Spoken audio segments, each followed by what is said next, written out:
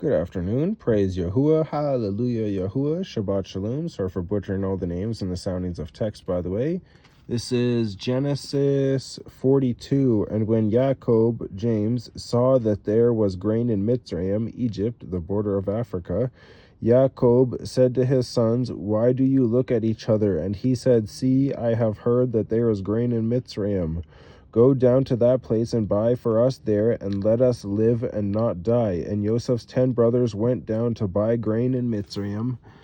But Jacob did not send Joseph's brother Benjamin with his brothers, for he said, lest some harm come to him.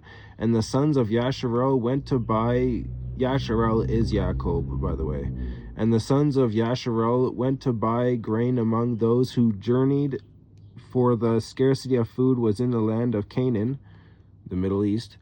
And Joseph was the governor over the land. He was the one who sold to all the people of the land. And Joseph's brothers came and bowed down before him with their faces to the earth. And Joseph saw his brothers and recognized them, but he acted as a stranger to them and spoke to them harshly and said to them, "Where do you come from?" And they said, "From the land of Canaan to buy food." So Joseph recognized his brothers, but they did not recognize him. And Joseph remembered the dreams which he had dreamed about them, and said to them, "You are spies, you have come to see the nakedness of the land." And they said to him, "No, my master, but your servants have come to buy food," unknowingly, literally acting out their dream, or his dream, before him. "We are all one man's sons. We are trustworthy. Your servants are not spies." But he said to them, "No, but you have come to see the nakedness of the land." And they said, "Your servants are 12 brothers, the sons of one man in the land of Canaan. And see, the youngest is with our father today, and one is no more." And Joseph said to them, "It is as I spoke to you, saying, you are spies. By this you shall be proven, by the life of Pharaoh. You do not leave this place until your youngest brother comes here.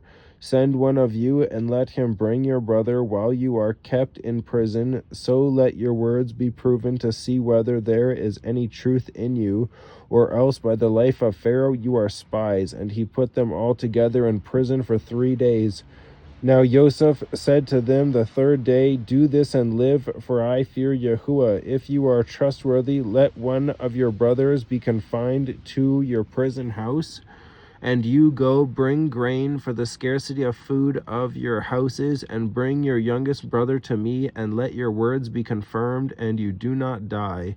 And so they shall. And they said to each other, "Truly we are guilty concerning our brother, for we saw the distress of his life when he pleaded with us, yet we did not listen. That is why this distress has come upon us." They're remembering, which is crazy to think that there was like, well, this one thing is happening. Oh, yeah. And Reuben answered them, saying, "Did I not speak to you, saying, do not sin against the boy?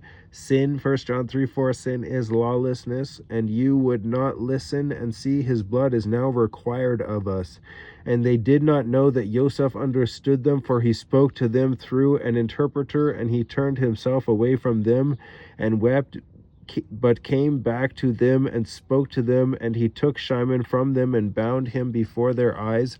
And Joseph commanded, and they filled their sacks with grain, also to put back every man's silver to his sack, and to give them food for the journey. And thus it was done for them. So they loaded their donkeys with the grain and went from there. And as one of them opened his sack to give his donkey fodder at the lodging place, he saw his silver, for there it was in the mouth of his sack. And he said to his brothers, "My silver has been returned, and there it is in my sack." And their hearts sank, and they were afraid, saying to each other, "What is this that Yahuah has done to us?" So they came to Jacob, their father, in the land of Canaan, and reported to him all that befell them, saying, "The man, the master of the land, spoke to us harshly, and took us for spies of the land. But we said to him, we are trustworthy, we are not spies. We are 12 brothers, sons of our father. One is no more, and the youngest is today with our father in the land of Canaan." And the man, the master of the land, said to us, By this I know that you are trustworthy. Leave one of your brothers here with me, and take food for the scarcity of food of your households, and go and bring your youngest brother to me. Then I know that you are not spies, but that you are trustworthy. I give your brother to you, and you move about in the land. And it came to be, as they emptied their sacks, that look, the bundle of each man's silver was in his sack. And when they and their father saw the bundles of silver, they were afraid. And Yaakov their father said to them, You have bereaved me. Joseph is no more, and Shimon is no more, and you would take Benjamin. All this is against me. So Reuben spoke to his father, saying, Take the lives of my 2 sons, if I do not bring him back to you. Put him in my hands, and I myself bring him back to you. But he said, My son is not going down with you, for his brother is dead, and he is left alone. If any harm should come to him along the way in which you go, then you would bring down my gray hair with sorrow to Sheol, the place of the dead. All who die the first death go to Sheol.